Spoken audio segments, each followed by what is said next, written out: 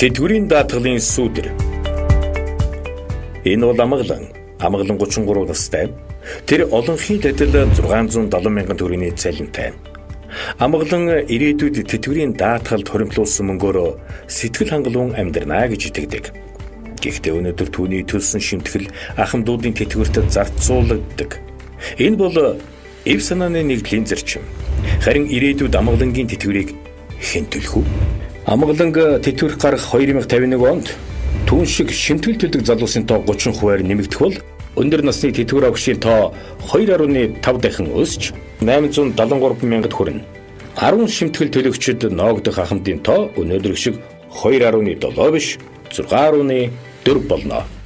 Ийм байдлаар 2018 онд 134 тэрбум төгрөг байсан өндөр насны тэтгэврийн алдагдал 2031 онд 1,951 тэрбум, 2041 онд 6,80 464 тэрбум, 2051 онд 14,80 338 тэрбум төгрөг болж өсгөнэ. Энэ нь тухайн үеийн дотоодын нийт бүтээгдэхүүний 5% тэнцэх хэмжээний мөнгө. 2051 он амгалан энэ үед 65 нас хүрч тэтгэвэр авагч 873 мянган ахмадын нэг болно. Тэрээр сарын 3 сая 168 мянган төгрөгийн тэтгэвртэй. 2019 оны ханшаар бол 396 мянган төгрөг. Хурц чадсан тэтгэвэр нь түүнд үнэгүй автобусаар хотоо тойрхоос өөр сонголт өгсөнгүй. Ийхүү гавьяаныхаа амралтанд суугаад сэтгэл хангалуун амьдрах итгэл нь сүүдэр болж замхрах юм гэж юу? Шийдэл бий юу? 2015 он Монгол улсын төрөөс тэтгэврийн талаар баримтлах бодлогын баримт ичигт өндөр настан бүрийн орлогын наад захын баталгааг тэтгэврээр хангах, үүний тулд тэтгэврийн олон давхаргад тогтолцоог бүрдүүлэхэд чиглэнэ гэж заасан. 2020 он улсын хурлаас тэтгэврийн олон давхаргад тогтолцоо нэвтрүүлвэл амгалан үндэсний суурь тэтгэврийн даатгалын шимтгэл төлж болно. Энэ тогтолцоог Орос, Хятад, Солонгос, Япон зэрэг дэлхийн олон улс хэрэгжүүлдэг. Ажил хийдэг эсхээс үл хамааран бүх иргэд заавал хамрагдах ёстой. Гэхдээ ихэнх орнуудад энэ шимтгэлийг улсаас нь хариуцсан даадаг байна. Монгол Улсын их сургуулийн багш эдийн засгийн ухааны доктор Оюун Цэцгийн тооцооллоор төрөөс амгалангийн суурь тэтгэврийн шимтгэлийг эхний 5 жил сар бүр 6800, хоёр дахь 5 жилд 13800 гэх зэргээр 6 шаталтай төлөхөд 34 жилийн дараа түүний шимтгэл 107 сая 954 мянган төгрөг болно.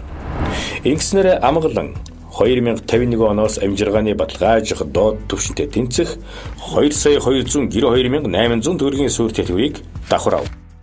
Үндэсний суурь тэтгэврийн даатгалыг нэвтрүүлснээр 2051 онд тэтгэврийн даатгалын сангийн алдагдал 14,80 338 тэрбумаас 13,80 155 тэрбум төгрөг болж 1,80 183 тэрбум төгрөгөөр буурах боломжтой.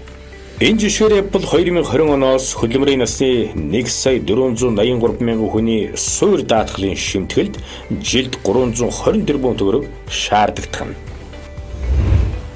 Тэгвэл ийм мөнгө бий гэж юу? Улсын хурлын 76 гишүүн бүрийн ганцхан жилд тойрогтой зарцуулах мөнгө жилийн 5 тэрбум, нийт 380 тэрбум төгрөг. Эсвэл Эрдэнэс 5 толгой компани ноогдол шим мөнгө гэх зэрэг их үүсвэрүүдээс гаргаж болохгүй гэж юу? 2051 он. Энэ бол амгалан 65 нас хүрч энэ жил тэтгэвртэй гарсан 873 мянган ахмадын нэг. Тэр аялалдаа гарахад бэлэн болжээ. Амгалан сар бүр 2 их үүсвэрээс тэтгэвэр авдаг. Өндөр насны 3 сая 168 мянган төгрөг. Үндэсний суурь тэтгэврийн 2 сая 292 мянга 800 төгрөгийн орлоготой. Өнөөгийн ханшаар 682 мянган төгрөг. Ахмадуудын амжиргаа тэтгэврийн даатгалаас ийн хамаарх нэ. Тэтгэврийн тогтолцооны сүүдрийг арилгах уу? Яах вэ? Шийдэл хэрэгтэй.